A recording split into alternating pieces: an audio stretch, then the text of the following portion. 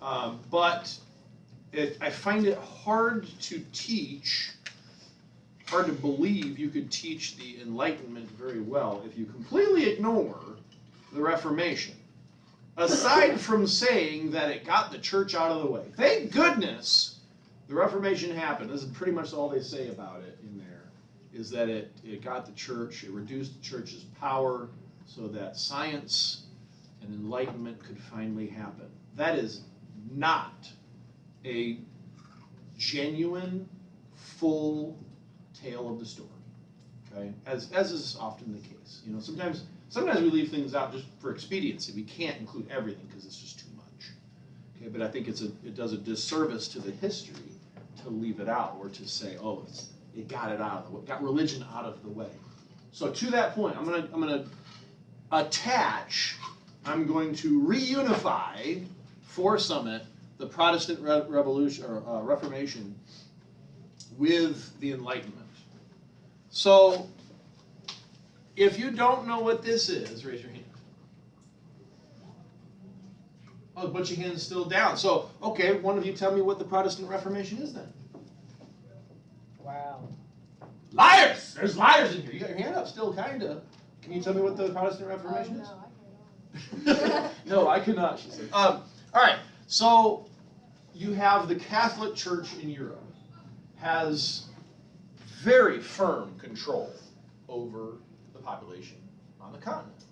Okay, you want to close that? If you're going to pay more attention to, I don't care if your computer screen's open if you're looking at me and paying attention. All right, you might want to take this down in your notes too. That's why I have it on the board.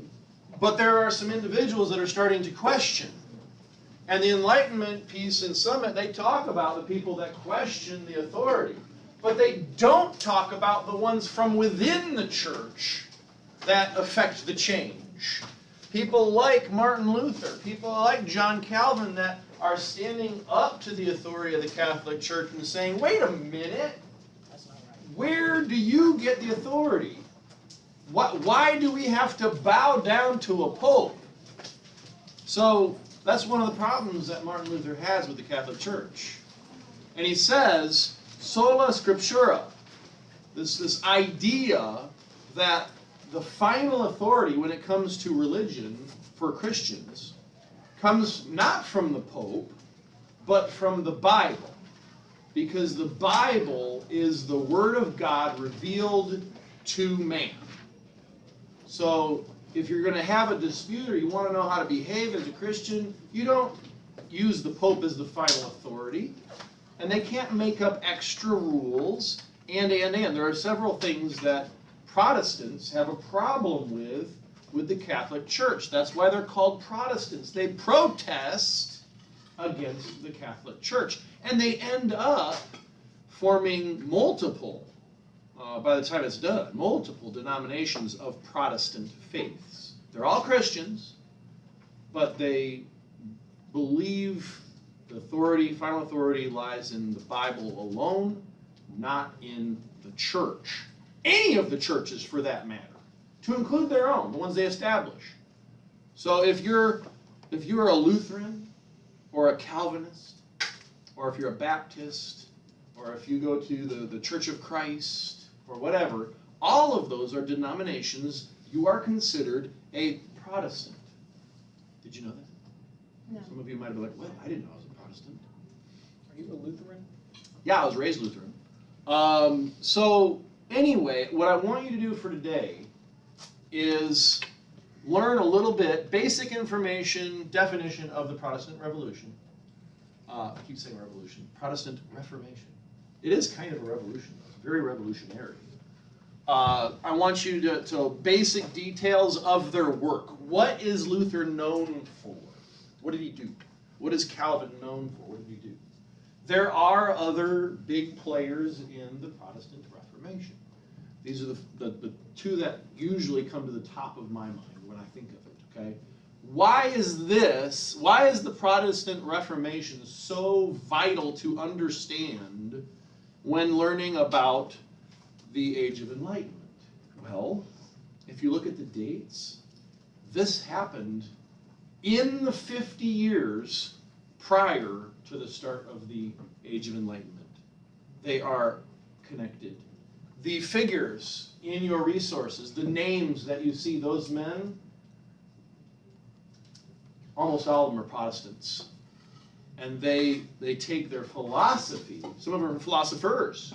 They don't exist in a bubble, do they? They're listening, they're reading other people's thoughts, to include Martin Luther's and Calvin's. Okay? So as an example of that, you will read about John Locke. They don't tie, in the resource, they don't tie him to the Reformation. John Locke is a Protestant, was, and he believed that our rights, our natural rights, as they referred to them in that time, came from God. They were God-given rights. They were not given or granted by a government. It's not like the government's some genie in a bottle. You're up to, oh, I grant you like wishes or something. No, these are God-given, unalienable rights. You'll always have those rights. Someone else can try to stamp those rights out, but you have those rights and you should fight for those rights. That's what they say in the Enlightenment. That's what these free thinkers came up with. It seems kind of like common sense to us now, doesn't it? That freedoms are born into us upon our birth. We are born free. Have you ever heard that before? You're born free. Your freedom can only be taken from you either by you allowing it to be taken from you or by a tyrant. Does that make sense? And if there's a tyrant, what should you work to do? Kill him. Well, at least overthrow them, yes? That's It might come to that.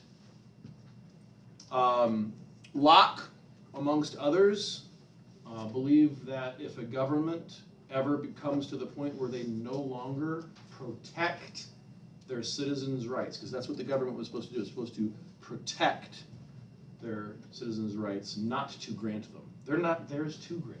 They're not theirs to give. The rights belong to the people. And if the government ever stops protecting those or starts taking them away, the citizens have the right, the duty even, to overthrow, to rebel against that government. So, but where does that come from? It comes from the idea that those rights aren't given by a government. They're given by a higher power. They're given by a creator. They're instilled in us at birth. Now, that's not to say that someone couldn't be a non-believer and still think that you were born with rights, human rights. Okay? But that's where John Locke got the idea from. That make sense? So these two are linked. Protestant Reformation and the Age of Enlightenment. That's all I have for you today. Go ahead and get started. Hopefully, if you read a little bit about this and then you start reading about the Age of Enlightenment, the ideas, you'll see how they're connected.